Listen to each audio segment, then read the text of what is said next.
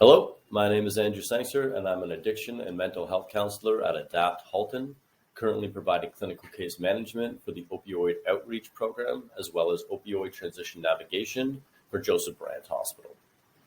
Today's lesson will be on opioids, and it will be a lesson on pain, suffering, relief, and growth. The breakdown of today's lesson will include some foundations, so we'll begin with those and take a look at how and whys and whats of opioids and addiction. Take a look at crisis, take a look at prevalence, take a look at the impacts of COVID-19. From there, we'll take a look at the human experience. So what does the person experience? Who's vulnerable in this? And what is the brain's role? From there, we'll take a look at recovery. What does recovery look like? How do people generally change? What kind of service options are out there? And how can you be the best support?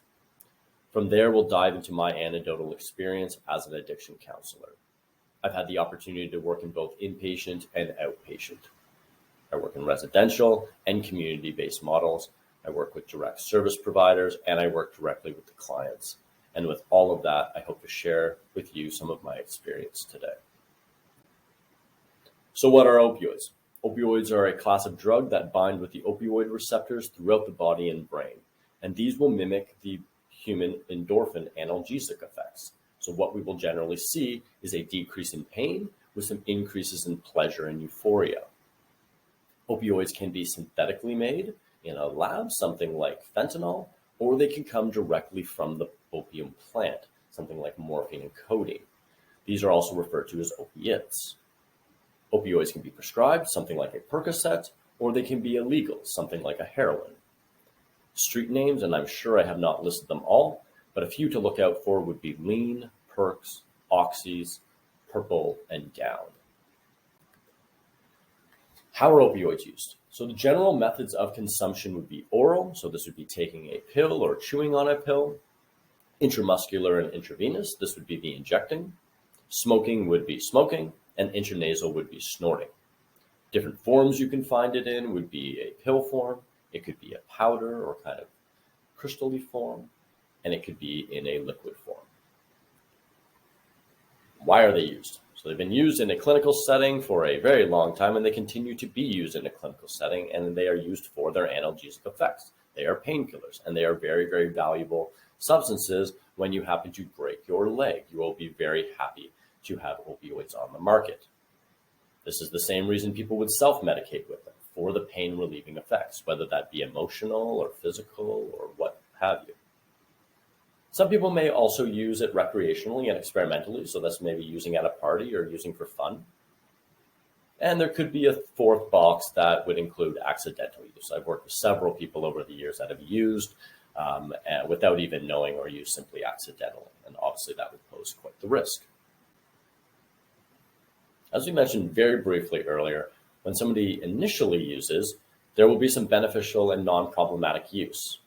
And the main purpose of this slide is to highlight what a substance use continuum is.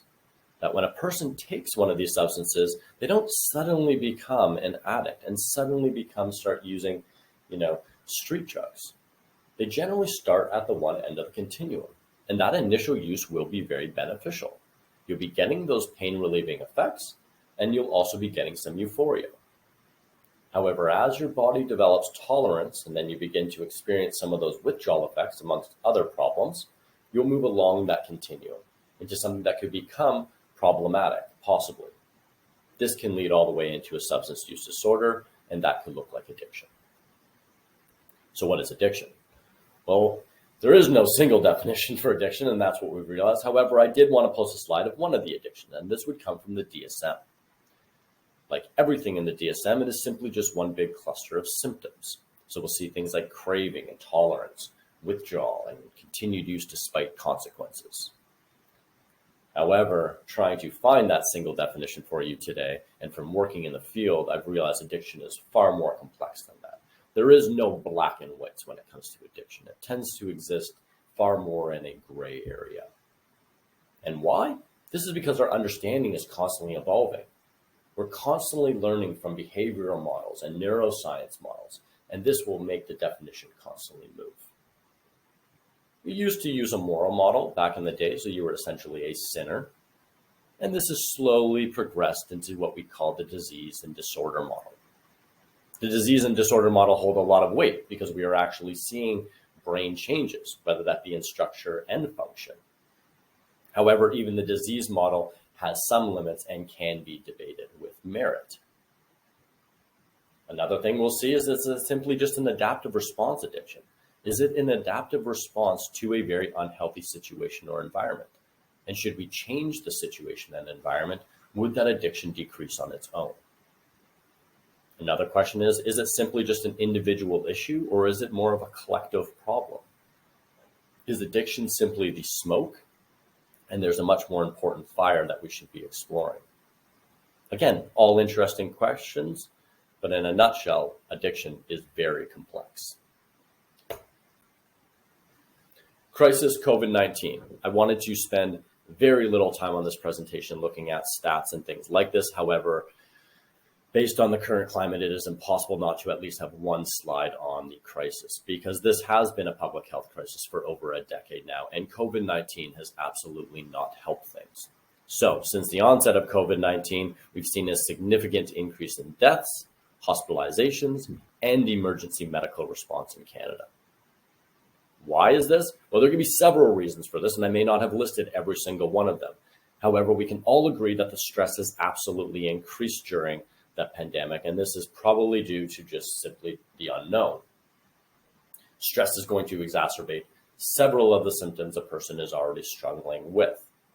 Isolation will be exacerbating those symptoms as well, as including increasing some risk in regards to things like opioid overdose death. Could also be because of the increase in toxic drug supply. So we've seen lots more opioids in drugs that people did not think they were in, and people that are taking opioids, there's a bunch of new drugs in those, including stimulants and different benzos and different research chemicals. And this would also be exacerbating some of the risk around this. A decrease in face-to-face services would also be a component in all of this. While many services stayed open, others had to halt a great deal of their service plans. So something like a community-based model, we had to change our direct. So while Zoom was quite beneficial, it is obviously not the same as seeing somebody face-to-face. Something like a residential-based treatment programs, those had to halt altogether at times, which increased their wait lists, which were already quite long, even more. So what is the human experience? What does the person feel, and who is vulnerable here? And I would argue to an extent, everybody is vulnerable. We are a species that came from scarcity, and now we are in abundance. We have brains that are wired to seek out rewards and pleasures. While we're all vulnerable to an extent, there are certain things that will make people even more vulnerable, though. And what we tend to see is chronic physical pain. That being paired with chronic mental health concerns and pain would be at the top of that list. And again, this would make sense because opioids are pain relievers. So if you're struggling with that pain, it is going to be a very, very valuable substance for you. So chronic physical pain at the top. Again, we see those mental health concerns and disorders, things like PTSD, anxiety, depression. We see more than 50% of people with addiction have a complementary mental health concern. Now, by no means is that a fully causal relationship. However, the link is very, very obvious. Same thing with genetic factors. Genetic factors absolutely play a role, but again, not causal, simply can be influenced. Epigenetics is the field of how external factors and the environment affect gene expression. This is a very interesting thing to explore. We see things like childhood trauma. Now, the 8 studies I've listed here, you could explore those on your own. That would be the adverse childhood experience. Obviously, a child who has dealt with significant emotional, physical, sexual abuse in childhood, they are going to be at a higher risk moving forward. Again, by no means is it causal, but there will be a relationship there. And again, it makes sense. If you're struggling with constant traumatic thoughts or that constant pain, the opioids will simply have more benefit and they will have more value, and that will make sense. It will be an adaptive response in a sense. The social determinants of health, again, will play some influence here. Homelessness, indigenous status, the indigenous status being that intergenerational trauma, and the lack of social network. But after all of that, again, everybody is vulnerable to an extent. So the human experience, what does the person experience? Why would anybody use a drug that's basically killing people and destroying lives? Well, initially, it's for the pain relief and euphoria. And keep in mind, the pain relief, the opioid doesn't go in and just remove pain. What it does is it inhibits the transmission of pain information to the brain, which again is very, very valuable to a person who is struggling with pain, whether that be physical or emotional. The problem is, over time, our body and brains attempt to maintain some sense of equilibrium. And this is how tolerance is built. So you're suddenly going to need more of this thing to feel the same effects. And then if it's not in your system, then you'll begin to experience things like withdrawal. And these will be very, very uncomfortable symptoms that we'll discuss later, but this will end up being a major driver for relapse, because suddenly the pain has not gone away and suddenly the substance is not doing the same effect. And without that substance, you're feeling even worse now. The greatest challenges and risks to the person suffering. So there's several here, and I've listed them all because there's probably even more than this, but there is a lot of things the person is struggling with.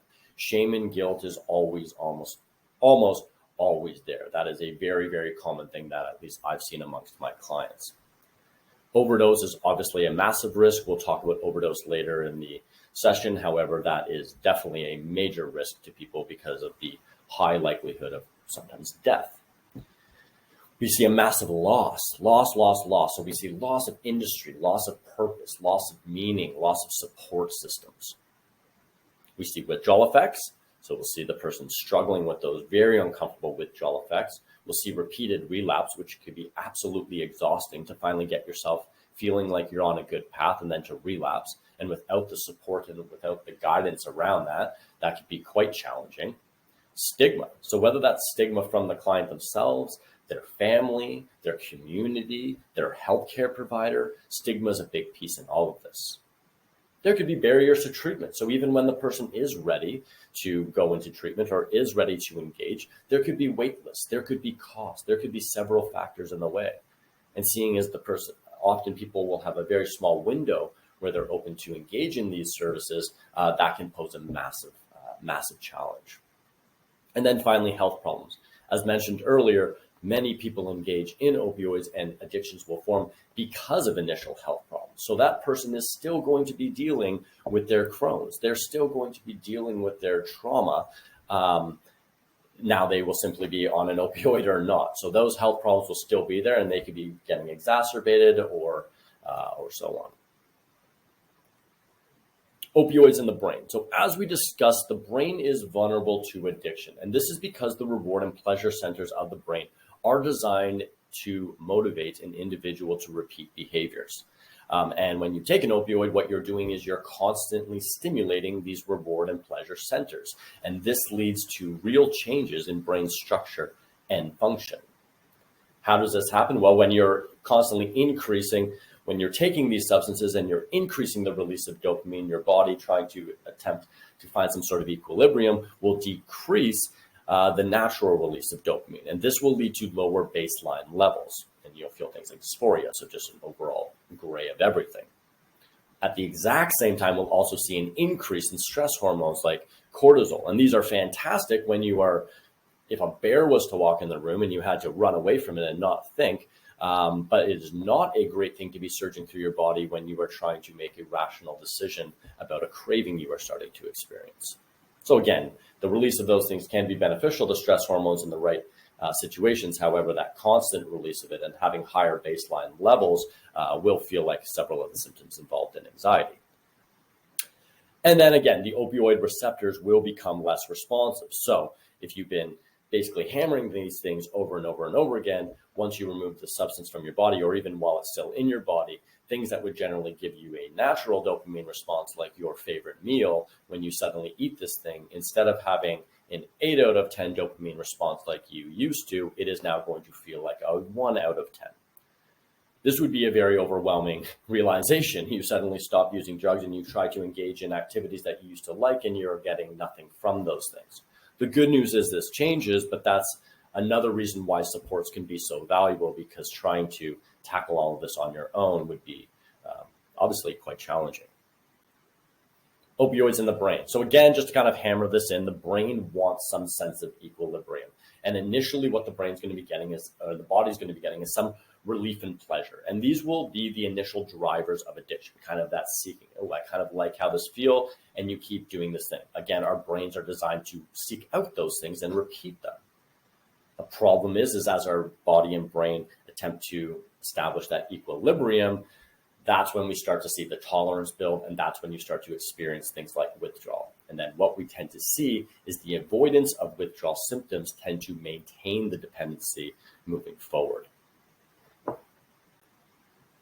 So what does recovery look like? Recovery is a unique experience. From my experience and from looking at the data, it is going to be a unique experience. Everybody, it is so complicated addiction, everybody is going to respond differently to different treatments. So it is important to know that your experience will be unique. Process is also rarely linear. There are some people that will say, you know what, I want to stop doing this substance. I don't like it anymore. And they have this nice straight trajectory for their recovery. And for them, that's absolutely fantastic. However, from my experience, that is rarely the case. And generally what recovery will look like, it will look like ups and downs. It will look like back and forths. And again, it could all be moving forward, but sometimes it doesn't feel like that. So again, I really try to highlight that to my clients, that expecting a linear route is simply just rarely going to be the case. So again, progress is rarely linear. We expect some bumps. And based on some of the stuff we've talked about already, having that support system is going to be crucial, because at this time, especially in early recovery, we have several unconscious behaviors that are happening. And again, our brain isn't totally working for us, especially in early recovery. So having some guidance and having a bit of a wraparound care around you, especially in the start, can be quite beneficial. Can certain people do it completely on their own? Of course they can. Just like some people will have completely linear, straightforward recovery. But what we see is that tends not to be the case. It's at least quite helpful to have a support system. Recovery and change. So this is the stages of change, and I'm not going to exhaust this here, but I do think it's an important thing to see because it highlights a couple things. The reason I teach the stages of change to parents and to clients is because each stage does have an appropriate response. So we want to be using our energy in recovery as efficiently as possible, and we don't want to be doing the wrong response at the wrong stage. So what we see here is we have a pre-contemplation stage. This would be the first stage you're in. So essentially you don't even really know there's a problem, or you're not consciously aware that there's a problem. And then life situations happen. Maybe mom and dad are talking to you, or maybe maybe your boss has talked to you, or you've missed some work or whatever.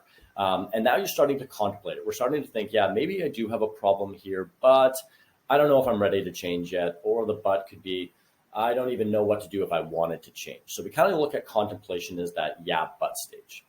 From there, more life situations happen. Maybe you lose that job, or there's CS involvement, or whatever it is. And now we are no longer contemplating. We now have a conviction. And from here, we're now in a preparation stage where we want to actually be developing a really solid plan, because that plan is what we're going to then implement into the action stage. From there, action becomes maintenance over time, and we can see relapse throughout this entire continuum. And it's important to highlight that relapse isn't necessarily a guarantee in recovery. However, it's very likely. Another thing with relapse is that by no means does it mean that you're necessarily going backwards. It can very much be a fantastic learning opportunity if we take that learning out of it. So again, just to highlight one more time, these stages are very important because each stage has an appropriate response. If somebody is in the contemplation stage, there's no sense in building a plan with that person, because you are building a plan around their ambivalence and contemplation, and that will be a waste of time. So we want to be doing other things in that stage that are more beneficial, that increase the likelihood of them having that conviction to then go make change. Developing a plan versus willpower. I put this here to very much highlight that willpower is very important in recovery. However, a plan is far more important. Willpower will always be part of it, but without a plan, it is going to be very problematic. Again, some people can just use willpower, and that is fantastic. There's a couple problems to relying fully on willpower. The biggest issue, in my opinion, when it comes to relying exclusively on willpower is the fact that if you do happen to relapse, which is very, very likely, I would argue that the likelihood of you then going from something like action all the way back to pre-contemplation has increased. Because you've relied on your willpower, it has not worked, so you will have nothing to blame but your willpower. A much wiser plan would be to develop a very, very solid plan. That way, if the relapse happens, we don't have to look at our willpower, we have to look at the plan. And then we can make adjustments and adaptations to that plan, and then we get to re-implement even a better plan into the action stage. Again, can some people just use willpower alone? Sure. However, developing that plan tends to be far, far, far more valuable. Also, willpower exists in a part of a brain that is more conscious, and being able to use that part of the brain in the throes of addiction is not necessarily always that easy. So being able to fall back on a plan tends to be more valuable. But again, everybody's different. What are your treatment options? So what do we even have out there? So there's two main models that you can kind of look at, and that would be a community-based treatment model and a residential-based treatment model. And I'm going to give you guys a nice little handout that's going to highlight all of these different resources. So I'm not going to go into this in too much detail, but a community-based treatment model, in a sense, is things like ADAPT, ROC, CMHA, several different organizations like this. It's outpatient. So basically the person can continue to maybe go to school, see their kids, go to work, what have you. And they'll be going in for maybe daily or weekly counseling sessions or what have you. So that's what a community-based model is. It's treatment in the person's community.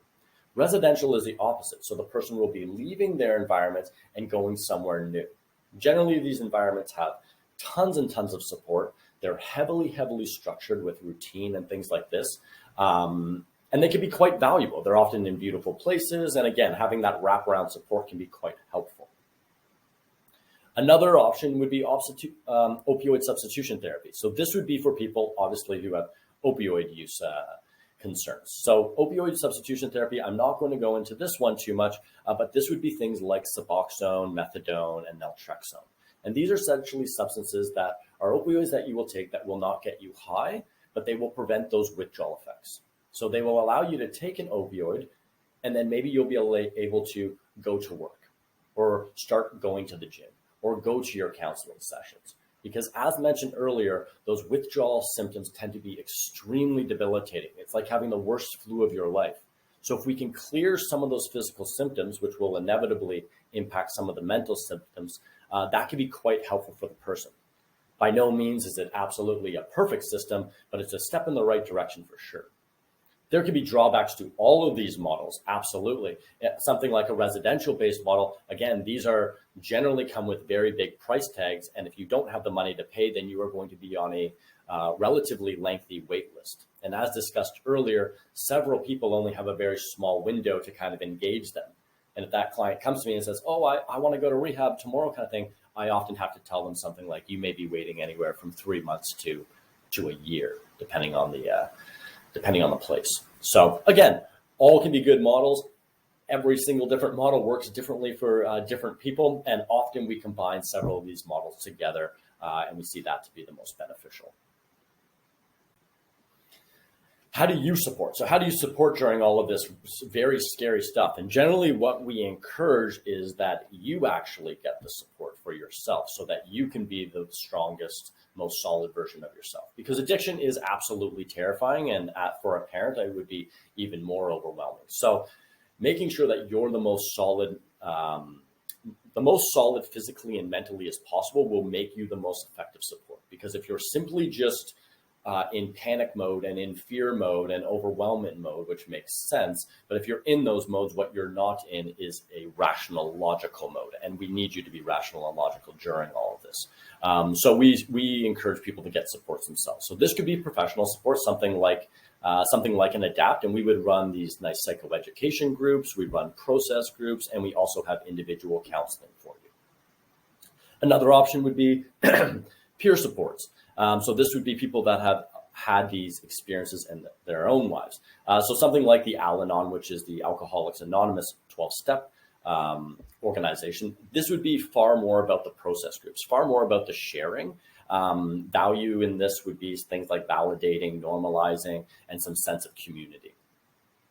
It's not a perfect model. There is aspects of dogma within it that several clients find quite challenging. So that could be a bit of a barrier for some clients. However, I always just encourage people to do what makes the most sense for you. And to understand what makes the most sense for you in this moment may be different in a month from now. And what really doesn't work for you right now might make more sense for you in a month. So again, it's being open to the treatment modalities and understanding that most of them have some sort of value. It's just making sure you engage in the right time and be open to it down the road. This is, again, just to really drive home the importance of self-care and supporting the supporter. So it's the airplane oxygen principle. So basically, you have to put your oxygen mask on before putting it on your child. And this is quite challenging because it may not even feel very natural. You're watching a person suffering and you want to help that person. However, as I explained before, addiction is very scary. It's very overwhelming, and you will be impacted by those things. And if you are always overwhelmed and always scared, you are not going to be a very valuable support. So making sure that you take care of yourself and get the supports that you need will make you the most valuable support moving forward. One of the scariest things about addiction, and especially about opioid addiction, would be the risk of overdose and overdose death. So let's take a look at some prevention. So prevention, we want to know the signs. So we want to see things like, or we don't want to see them, but we are going to see things like blue lips, blue fingertips. So that's going to show that lack of oxygen, blood circulation. We might see some labored to no breathing or gargling, kind of choking sounds, and you are unable to wake the person. So they're essentially becoming very unresponsive. Those would be some of the signs to look out for. If you're somebody using some prevention to decrease the risk of overdose death and just increase the risk in general, we really encourage people not to use alone, because obviously if you're using alone, your risk to, if you do overdose and to be helped is going to be obviously almost at nothing. Don't mix drugs. So obviously what happens a lot is that people are stacking different drugs. So maybe we're having a couple of drinks and then we're taking a bit of an opioid, and then we're taking a benzo, and we're taking all these different downers, and they're all stacking up amongst each other. And that will obviously exacerbate the issues related to those drugs. So don't mix drugs. That's not always the easiest thing to do on the illicit market, because obviously nothing is regulated on the illicit market. So that's a challenge. But if you can prevent it, try to not mix drugs. And finally, use it in a smaller amount first. So again, because of the illicit market, nothing being regulated, we need to make sure that we're possibly doing a test batch first. So to make sure what this thing that we're using is actually what we think we're using. Another big reason we want to use smaller amounts first, that if you have been making decreases or you've had a couple of days of abstinence, your tolerance has gone down. So the amount that you used to be able to use that was a good dose for you is suddenly going to be that lethal dose. So again, using that smaller amount first will just decrease some risk. It won't prevent everything, but we're going to decrease some risk. Somebody does have an overdose, what do? We call 911. We call 911 no matter what. There are Good Samaritan laws in place so that if there's drugs around or supplies, you are not going to get in trouble. Simply call 911. From there, we are going to administer naloxone, which I will explain in a moment, and then we are going to stay with that person. We stay with the person so we could technically take the phone call. If EMS calls back, we can guide them to where we are. But the other reason we really want to stay with that person is that a single administration of naloxone is often, for some of these things like fentanyl and carfentanil, it is not going to be enough to reverse that opioid overdose. So it will work initially, and then you will have to give them that other dose. And then you wait till that EMS person shows up before you can take off. What is naloxone? We were just talking about it briefly, but naloxone is an opioid antagonist that rapidly reverses opioid overdose. It doesn't reverse all overdoses. It reverses opioid overdoses. It will come in a nasal spray. It used to come in an injection form. I'm sure somebody out there can go find the injectable version. But in Canada, I'm pretty sure it's exclusively nasal now. And you can kind of see in the picture there that I provided those little things that look like squirt things. That's what it looks like. You're going to put that in the person's nose and spray it. These are free at pharmacies. They're free at your doctors. They're free at harm reduction agencies. You can get these all over the place. So just make sure you have one. And keep in mind that you even if your youth or people around you are not necessarily using opioids, there are so much opioids in other drugs that it's quite valuable just to have one of these kits anyway. Because say somebody is overdosing just on alcohol or something like a benzo, giving them the naltrexone is not, or the naloxone, sorry, is not going to make things worse. So it's not going to harm somebody ever, but you do have the opportunity to possibly prevent death. So, and again, there's often instructions. You see that little 5 there. There's instructions. It's always important to take a quick look at that. Again, we do instructions also at ADAPT, and other harm reduction agencies can provide that, including your doctor. So again, that would be the information on overdose. So finally, what is my anecdotal experience as an addiction counselor? And I think the biggest thing that I like to highlight off the bat is that there is absolutely no standard client. I have clients that arrive in Maseratis and on the bus. I have clients that live in some of the biggest mansions in this area, and I have clients that live under bridges. There's no standard client, which means it makes absolutely no sense to believe in a one-size-fits-all treatment modality. Everybody is going to be different that comes in. Everybody's going to need some sort of version of treatment that makes the most sense for them. And again, appreciating that that treatment modality can change as the person moves along the spectrum. Some commonalities in the clients, though, would be things like shame. Shame would be a major driver. Suffering in general, whether that's the physical pain, whether that's the emotional pain, whether that's dealing with things like PTSD, they're struggling, they're suffering. And that's the thing I see the most out of my clients is this deep suffering and lack of connection. So often in addiction, just the connections will be continuing to break down. You'll be losing all these different things in life, but the losing of connections is very hard. And that's a very important thing that we need as human beings is connection. The biggest thing that I drive home constantly is the fact that clients, by the time they see me, are using to avoid withdrawal symptoms. They are not using to get high. Again, this is not maybe every single person, but the vast, vast majority of people that are struggling with opioid concerns are at the point where they are using to prevent themselves from being sick. They are not out there trying to get high anymore. They do not get high anymore. What they get is they get some basic relief or some quick relief of those withdrawal symptoms. And then they come right back 20 minutes, half an hour, an hour later, they are right back in that state and they are seeking out that drug again. But a very important point to note is that they are trying to avoid the withdrawal. They are trying to avoid being sick much more than they are trying to actually go and seek a high. And it's important to remember that because that will change our perspective. It will change our viewpoint of these people that are struggling. And again, my anecdotal experience as an addiction counselor, what tends to work? And these are my four main pillars. So what I would like to work with is physical training and mental training. So physical training doesn't mean I'm taking them to CrossFit gyms and teaching them how to do bench press. It could be, but for the most part, what physical training means is just getting yourself more physical. It's getting yourself physically activated. And we've seen that can create some beneficial influences on all of this. So physical training could be literally, getting up and going for a walk. It might be doing some stretching, and maybe that then slowly progresses into something like yoga. But it's essentially just getting the body moving, getting the body and the muscles and everything engaged. The mental training, I would argue, is just as important, if not more important. And this could be anything from learning mindfulness and meditation practice, learning, reading more, journaling, writing, things like this. Anything that's going to increase our window of tolerance, anything that will make us more mentally resilient, because addiction and the recovery process is going to be quite challenging, but you have massive opportunities to kind of gain mental strength from all of this. So doing anything we can to improve a person's distress tolerance and things like this will be quite valuable. And again, that could be things like meditation, mindfulness, journaling, what have you. Diet's another big component. Diet is being discussed more and more and more in the addiction realm.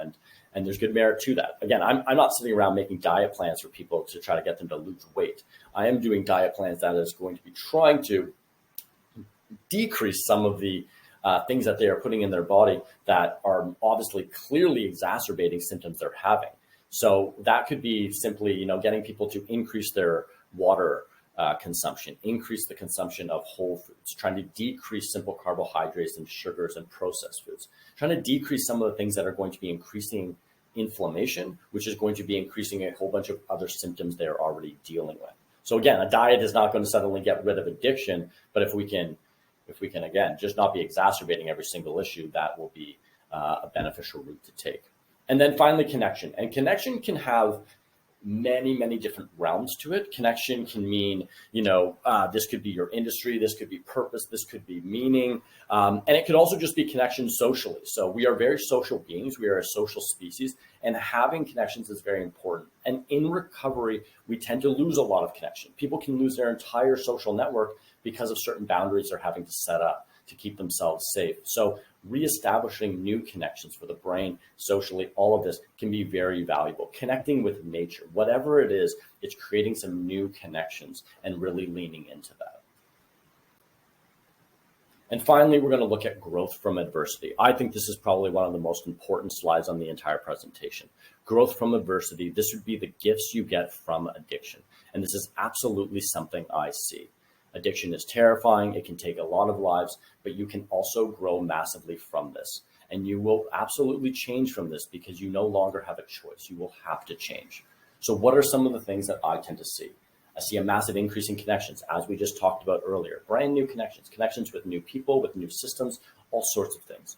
We see improvements in communication strategies. So people learning passive communication and aggressive communication and learning how to really utilize that assertive communication. Their empathy will increase for other people and themselves. Resilience is absolutely part of all of this. I'm always so impressed with how resilient my clients are. And through the recovery process, they start to acknowledge that resilience. And from there, that can really turn into some strength. They tend to move towards becoming more solution-focused versus problem-focused when they're dealing with challenges. Planning is a massive part of it. In addiction, you don't really have that much choice. You are going to be doing lots of planning. So your skills around planning are going to improve. We see improvements in structure and routine. We see increases in hope and optimism. We see improvement in and strengthening and developing coping strategies. And these are not just coping strategies for addiction. They're not just coping strategies to prevent craving and relapse. These are coping strategies for life, for dealing with exams, for dealing with children, for dealing with your friends and other stresses. These are just life coping strategies, and people that have gone through this recovery process are going to really strengthen those. Another thing that people will learn how to develop and implement is healthy boundaries. And that will be for the parents coming in and the person that's struggling, or the spouse and the person that's struggling. Healthy boundaries are massive. And again, a lot of these things I don't remember learning in school. So from that recovery process, learning about boundaries and how to implement those boundaries in an effective way can be crucial. And again, self-awareness. Self-awareness is going to be something you are going to have essentially, again, almost no choice but to improve, because it will be a very you'll be doing a lot of deep digging during the recovery process. So self-awareness will be one of those things that will generally increase as well. Resources in Halton. I'm going to provide you guys a nice list with this, so I really don't want to dive into this too much, but just to highlight what will be on that list will be some withdrawal management, so that opioid substitution agonist therapy, things like RAM clinics, well-being. You can call those and basically book appointments day of and get in there. There'll be resources for youth, harm reduction services. The one at the top left is probably one of the more important ones, that if you just took one number off this entire page, Connects Ontario. This will just be an overarching resource that you basically just explain to them what you're looking for, and they'll guide you accordingly. So again, I'm going to give you guys a really nice handout, so don't focus on this slide too much.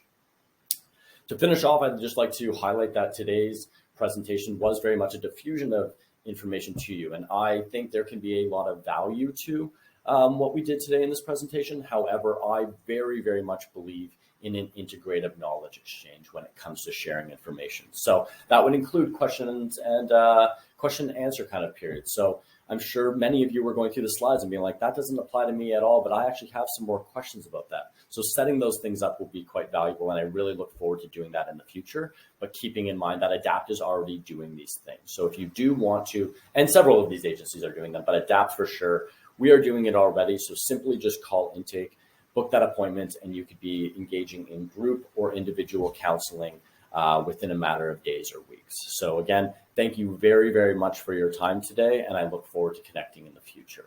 All the best.